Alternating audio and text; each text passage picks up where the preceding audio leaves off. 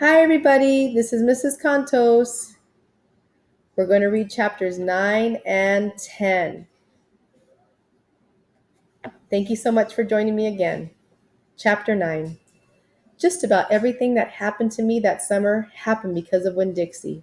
For instance, without him, I would never have met Gloria Dump.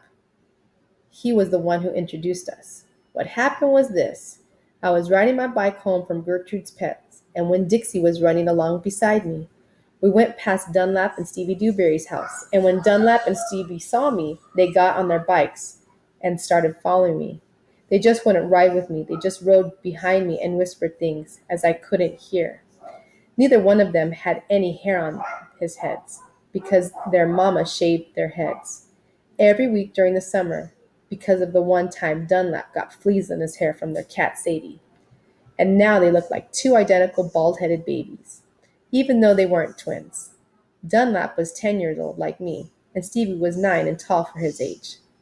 "I can hear you," I hollered back at them. "I can hear what you're saying," but I couldn't. Winn-Dixie started to race way ahead of me. "You better watch out," Dunlap hollered. "That dog is headed right for the witch's house." "Winn-Dixie," I called, but he kept on going faster and hopped a gate and went into the most overgrown jungle of a yard that I had ever seen. "You better go get your dog out there," Dunlap said. "That witch will eat that dog," Stevie said. "Shut up," I told him. I got off my bike and went up to the gate and hollered, "Winn-Dixie, you better come on out of there." But he didn't. "She's probably eating him right now," Stevie said. He and Dunlap were standing behind me. "She eats dogs all the time." "Get lost, you bald-headed babies," I said. "Hey," said Dunlap, "that isn't a very nice way for a preacher's daughter to talk." He and Stevie backed up a little. I stood there and thought for a minute. I finally decided that I was more afraid of losing Winn-Dixie than I was of having to deal with a dog-eating witch. So I went through the gate and into the yard. "That witch is going to eat the dog for dinner and you for dessert. We'll tell the preacher what happened to you," Dunlap shouted after me. By then, I was deep in the jungle. There was every kind of thing growing everywhere. There were flowers and vegetables and trees and vines. "Winn-Dixie," I said. "Heh, heh, heh," I heard. "This dog sure likes peanut to eat." I went around a really big tree, all covered in moss. And there was Winn-Dixie. He was eating something right out of the witch's hand. She looked up at me. "This dog sure likes peanut butter," she said. "You can always trust a dog that likes peanut butter." She was old and crinkly brown skin. She had on a big flappy hat with flowers all over it, and she didn't have any teeth. But she didn't look like a witch either. She looked nice, and Winn-Dixie liked her. I could tell. "I'm sorry he got into your garden," I said. "You ain't got to be sorry," I said. "I enjoy a little company." "My name is Opal," I told her. "My name is Gloria Dump," she said. "Ain't that a terrible last name? Dump?" "My last name's Baloney," I said. "Sometimes the kids at school back in Watley call me lunch meat." "Heh!" Gloria Dump laughed. "What about this dog? What can you tell what you call him?" "Winn-Dixie," I said. Winn-Dixie thumped his tail on the ground. He tried smiling, but it was hard with his mouth all full of peanut butter. "Winn-Dixie? Winn-Dixie?" Gloria Dump said. "You mean like the grocery store?" "Yes, ma'am," I said. "Woo-wee," she said. "That takes the strange name prize, don't it?" "Yes, ma'am," I said. "I was just fixing to make myself a peanut butter sandwich," she said. "You want one too?" "All right," I said. "Yes, please." "Go on and sit down," she said, pointing at a lawn chair with the back all busted out of it. "But sit careful." I sat down careful, and Gloria Dump made me a peanut butter sandwich on white bread. Then she made one for herself and put her false teeth in to eat it. When she was done, she said to me, "You know, my eyes ain't too good at all. I can't see nothing but the general shape of things, so I got to rely on my heart. Why don't you go on and tell me everything about yourself so I can see you with my heart?" And because Winn-Dixie was looking up at her like she was the best thing he had ever seen, and because the peanut butter sandwich had been so good, and because I'd been waiting for a long time to tell some person everything about me, I did. Chapter 10. I told Gloria Dump everything. I told her about how me and the preacher had just moved to Naomi and how I had to leave all my friends behind.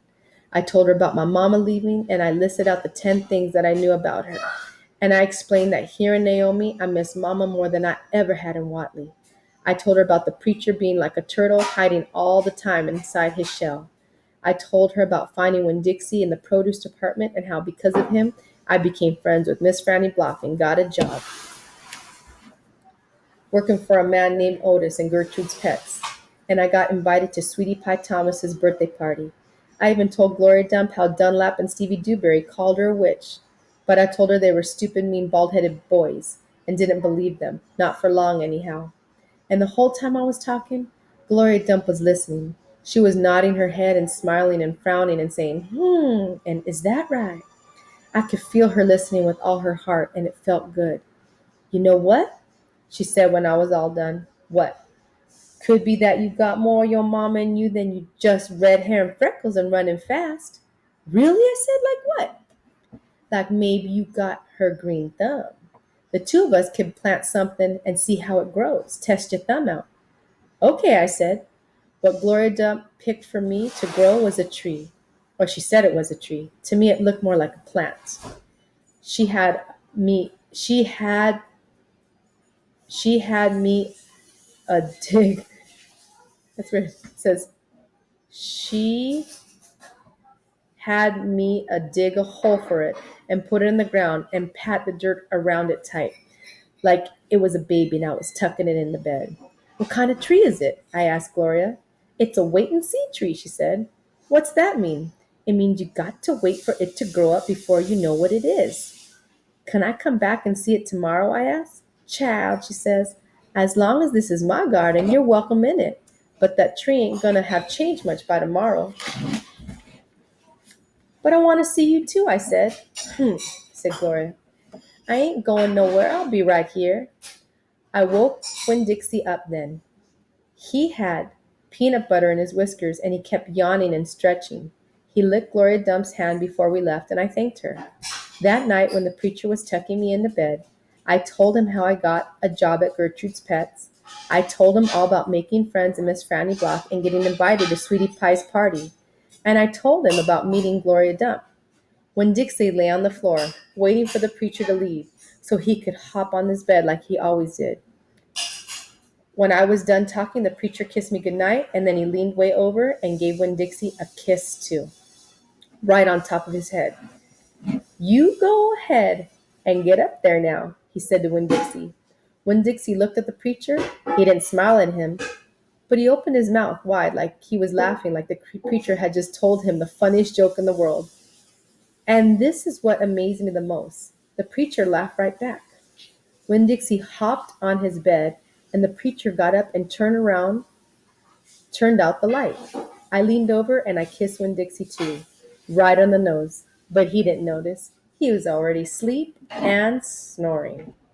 Thank you so much for listening to chapters 9 and 10. I'm going to minimize this, and I want you